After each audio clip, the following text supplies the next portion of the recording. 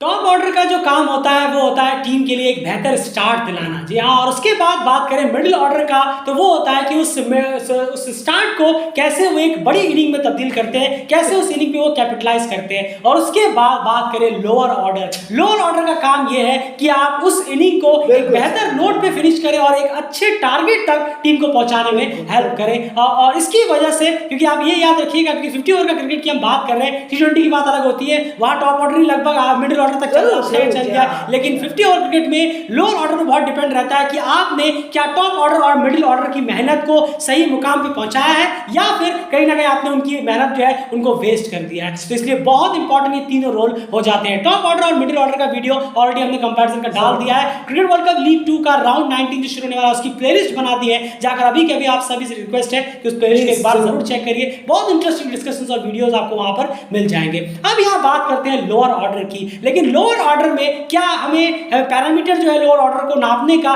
क्या वो middle order और टॉप ऑर्डर जैसे होना चाहिए? एंड बिल्कुल भी नहीं जरूर। और इसमें कोई दोहराई नहीं है, अलग होता है, बिल्कुल अलग होता है। आप यहाँ पर आप कितनी जल्दी आप मैच को अच्छा स्कोर तक पहुंचा पा रहे हैं, आपका स्ट्राइक रेट क्या है, कितनी बाउंड्रीज आप लगा चुके हैं। तो हमारा ये क्राइटेरिया यहाँ पर ये रहेगा, रन्स, बाउंड्रीज, स्ट्राइक रेट और 30s आपने कितनी बार क्रॉस की। बिल्कुल। तो शुरुआत करते हैं। सबसे पहले टीम की बात करें तो नामीबिया की अगर हम बात करें तो यार नामीबिया के लोअर ऑर्डर्स की अगर हम बात करें, जो 3 प्लेयर्स यहाँ पर हैं, उन्होंने लास्ट 10 मैचेस में ओडीआई मैचेस में किस तरह का परफॉर्मेंस अब तक दिया है? जरूर। जेजे स्मिथ की बात करें, 10 मैच में 191 रन इन्होंने बनाए हैं और 21 बाउंड्रीज इन्होंने लगाई है, 89 का स्ट्राइक रेट है और एक बार वो 30 का स्कोर पार कर। बिल्कुल। उसके बाद बात करें इस स्क्वाड में भले वो नहीं है लेकिन वो लगातार टीम के साथ जुड़े हुए हैं, इसलिए उनका नाम यहाँ पर है। यान फ्राइलिंग की बात करें तो 192 रन उन्होंने बनाए हैं, 14 बाउंड्रीज उन्होंने अब तक लगाई हैं, 94 का इनका स्ट्राइक रेट रहा है और 2 बार वो 30 या 30 से ऊपर का स्कोर करने में अभी तक कामयाब रहे हैं लास्ट 10 ओडीआई मैचेस। बिल्कुल। अगले प्लेयर की बात करें, पिकिया फ्रांस, जिन्होंने 10 मैचेस में 107 रन बनाए हैं 12 बाउंड्रीज के साथ और 91 के स्ट्राइक रेट के साथ और एक बार वो 30 क्रॉस करने में कामयाब रहे। बिल्कुल। अब आपके माइंड में चल रहा होगा कि डेविड वीज को आप कहां भूल गए, तो जी हाँ, बिल्कुल भूले नहीं है, क्योंकि डेविड वीज जो है अब तक 10 ओडीआई मैचेस नामीबिया के लिए खेले भी नहीं है। और सबसे बड़ी बात कि हम रिसेंट की यहाँ बात ज्यादा कर रहे हैं। हमने आपको बताया कि रिसेंट फॉर्म, रिसेंट सिचुएशन ज्यादा इंपॉर्टेंट करती है। और आपको पता है कि डेविड वीज ने आखिरी ओडीआई मैच 16 जुलाई को खेला था, वो भी नामीबिया के खिलाफ, यानी लगभग 7 महीने से डेविड वीज ने कोई ओडीआई गेम खेला नहीं है नामीबिया के लिए। डेफिनेटली प्रायोरिटी उनकी ओडीआई नहीं रहती और वो स्क्वाड में भी नहीं है, तो डेफिनेटली इसलिए हमने यहाँ पर पिकिया फ्रांस को डाला है, जिन्होंने अभी रिसेंटली स्कॉटलैंड, नामीबिया और नेपाल के खिलाफ जो सीरीज हुई थी नामीबिया में, वहां पर एक अच्छा परफॉर्मेंस दिया था। तो यार पिकिया फ्रांस का आपने बता दिया। बिल्कुल जी हाँ। तो ये तीनों हाल है नामीबिया के लोअर ऑर्डर का। अब चलते हैं नेक्स्ट फेज में, स्कॉटलैंड के लोअर ऑर्डर का परफॉर्मेंस अब तक कैसा रहा है लास्ट 10 ओडीआई मैचेस में। जरूर। स्कॉटलैंड की बात करें, मार्क वाट, जी हाँ, वहाँ लोअर ऑर्डर में पहला नाम आते हैं। 10 मैच 116 रन,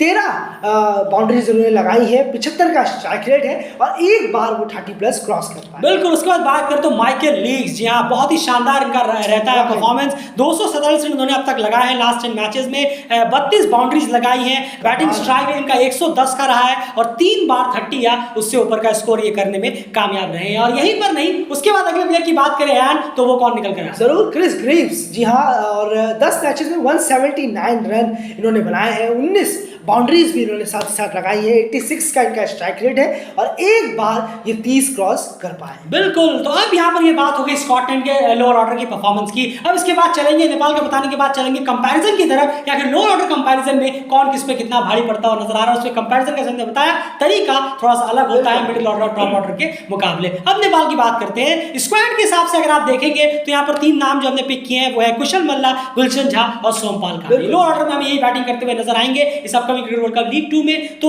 क्योंकि यहाँ पर कुशल मल्ला की एंट्री हुई है, गुलशन झा भी है, तो यही लोअर ऑर्डर में बैटिंग करते हुए नजर आएंगे। तो सबसे पहले नाम कुशल मल्ला की यहाँ बात करें तो उन्होंने अपने 8 मैचेस में, उनके 10 ओडीआई हो नहीं रहे क्योंकि उन्होंने 8 ही ओडीआई अब तक खेले हैं, तो 8 ओडीआई में 85 रन उन्होंने अब तक लगाए हैं, बाउंड्रीज उनकी 12 निकल पाई हैं, 84 का स्ट्राइक रेट रहा है और एक बार 30+ वो क्रॉस करने में कामयाब रहे हैं। वही बात करें एंड गुलशन झा की, तो उनका स्टैट्स क्या कह रहे हैं? जरूर। 9 मैचेस गुलशन ने खेले हैं, 10 हुए नहीं है, 138 रन उनमें उन्होंने किए हैं और साथ ही साथ 16 बाउंड्रीज, 65 का स्ट्राइक रेट और एक बार वो 30 क्रॉस वो उन्होंने किया है। बिल्कुल वही बात करें सोमपाल कामी की तो 111 रन उन्होंने अब तक लगाए हैं, बाउंड्रीज लगाई हैं 6, बैटिंग स्ट्राइक रेट उनका 70 का रहा है और 30 प्लस वो एक बार क्रॉस करने में कामयाब रहे। ऐसा हमने आपको बताया कि ये सब स्टैट जो आप हैं वो लास्ट 10 मैचेस ओडीआई मैचेस के हैं, इन सब प्लेयर्स के रिसेंट 10 जो ओडीआई मैचेस उन्होंने खेले थे। ये बात हो गई तीनों टीमों के लोअर ऑर्डर की परफॉर्मेंस की। अब बारी आ जाती है कंपैरिजन की। एंड अगर कंपैरिजन की मैं बात करूं यहाँ पर तो यहाँ पर दो अलग अलग फैक्टर हो जाते हैं। एक फैक्टर होता है कि आपने मोस्ट रन्स कौन सी टीम ने किए हैं लोअर ऑर्डर में पिछले लास्ट 10 मैचेस में, और एक फैक्टर होता है कि बाउंड्रीज कितनी कौन सी टीम ने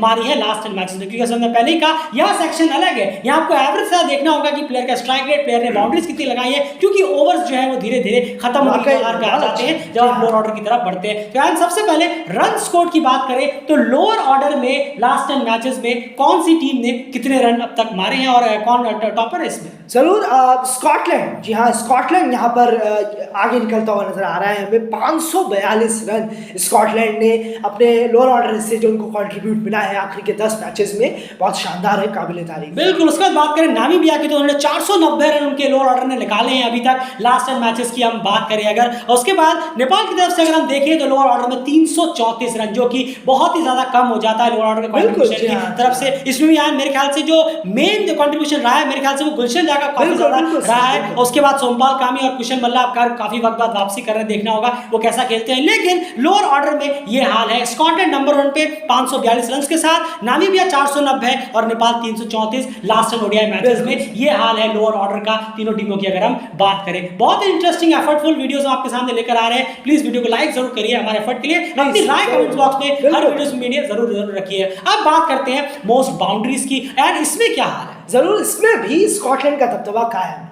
67 बाउंड्रीज के साथ स्कॉटलैंड 64 बाउंड्रीज के साथ स्कॉटलैंड यहाँ पर नंबर 1 पे बना हुआ है और नामीबिया और नेपाल को पछाड़ता हुआ नजर आ रहा है। बिल्कुल, नामीबिया की बात करें तो 47 बाउंड्रीज उन्होंने अब तक निकाली है यहाँ पर, और नेपाल की बात करें तो 34 बाउंड्रीज। डेफिनेटली यहाँ पर बाउंड्रीज में डेफिनेटली नेपाल को यहाँ काम करने की जरूरत है। नामीबिया को भी अगर हम स्कॉटलैंड के मुकाबले देखें तो काम करने की जरूरत है, लेकिन नामीबिया का जो लोअर ऑर्डर है उन्होंने रिसेंट कुछ अच्छे रिजल्ट्स दिए हैं टीम के लिए। यहाँ पर मैं कहना चाहूंगा नेपाल को और बूस्टअप करना होगा, लोअर ऑर्डर को और ज्यादा कंट्रीब्यूट करना होगा। अब उसकी जिम्मेदारी जो है वो क्लियर कट कुशल मल्ला की मैं बात कर रहा हूँ, कुशल मल्ला, गुलशन झा, सोमपाल कामी, और आप नीचे से थोड़ा बहुत बेनिफिट ऑफ द डाउट करण केसी को भी यहाँ इंक्लूड कर लीजिए। इन चारों पे बहुत दरमदार रहेगा कि वो बाउंड्रीज को काउंट को बढ़ाएं लोअर ऑर्डर में आकर, और खास करके जो अपने होम कंडीशंस पे खेल रहे हैं तो यहाँ पर उन्हें खेलने का काफी ज्यादा नॉलेज है। तो यहाँ वो बहाना नहीं चलेगा कि कम बाउंड्रीज से काम चलेगा, यहाँ पर स्टेप अप करना होगा, क्योंकि नेपाल की जो बाउंड्रीज है वो 34 है और स्कॉटलैंड की लगभग 64, तो 30 का डिफरेंस है। हम ये नहीं कह रहे आपको स्कॉटलैंड को हरा देना है,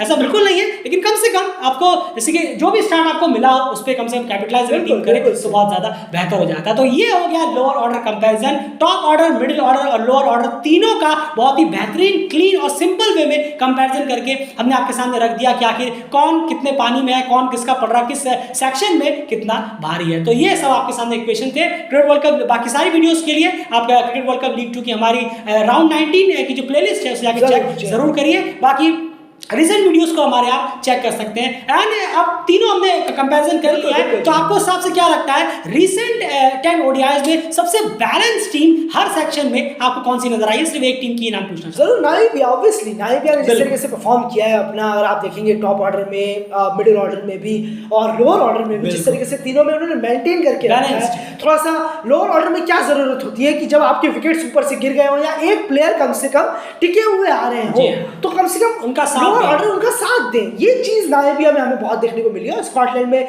हमें देखने को जरूर मिली है, लेकिन हाल फिलहाल में नहीं। और नेपाल में तो खैर ये चीजें बहुत ज्यादा लैग तो बहुत टाइम से ही बिल्कुल सही कहा आपने। अगर टॉप ऑर्डर से by the way sorry two से लेके अगर ऊपर से कोई आ रहा हो लोअर ऑर्डर से कोई साथ नहीं मिलता, कभी नहीं होता है। 10 में से एक बार होता है कि साथ मिलता है, बस नहीं। और स्कोर चाहिए चेस करने के लिए तो लोअर ऑर्डर धोखा दे जाता है, और अगर नहीं देगा धोखा तो क्या होगा? यूएई के खिलाफ जो स्कोर चेस किया था आरिफ शेख और गुलशन झा ने मिलकर एक पार्टनरशिप की थी, वो होगा अगर लोअर ऑर्डर पुशअप करता है। और लोअर ऑर्डर से कंट्रीब्यूशन ना मिल पाना, इसका सबसे अच्छा एग्जांपल और सबसे अच्छे टेस्टिमोनियल्स अगर कोई दे पाएगा तो अब वो है आरिफ शेख। आप आरिफ शेख के साथ बैठिए, उनसे पूछिए कि आपको कितनी बार ऐसा हुआ है कि आपको जरूरत थी कि ये कोई पार्टनरशिप आपके साथ करके दे और 3-4 मैचेस वो अपने दम पर जिता सकते थे अगर कोई साथ खड़ा रहता, लेकिन ऐसा हुआ नहीं। तो नेपाल को यहाँ पे बूस्टअप करने की जरूरत है। तो यार बिल्कुल सही कहा आपने, ना इवन रिसेंट 10 ओडीआईज में बैलेंस रखा है आपने हर कैटेगरी को। अब देखना होगा कि टीओ के इस ग्राउंड में किस तरह से ये तीनों टीमें परफॉर्म करती है। तीनों कंपैरिजन डाल दिया, वीडियो को जाकर जरूर देखिए, चैनल सब्सक्राइब करिए और बने रहिए डेली क्रिकेट चैनल के साथ। इंटरेस्टिंग बहुत सारी कवरेजेस जो है वो लेकर आपके सामने हम हाजिर होने वाले हैं। बाय।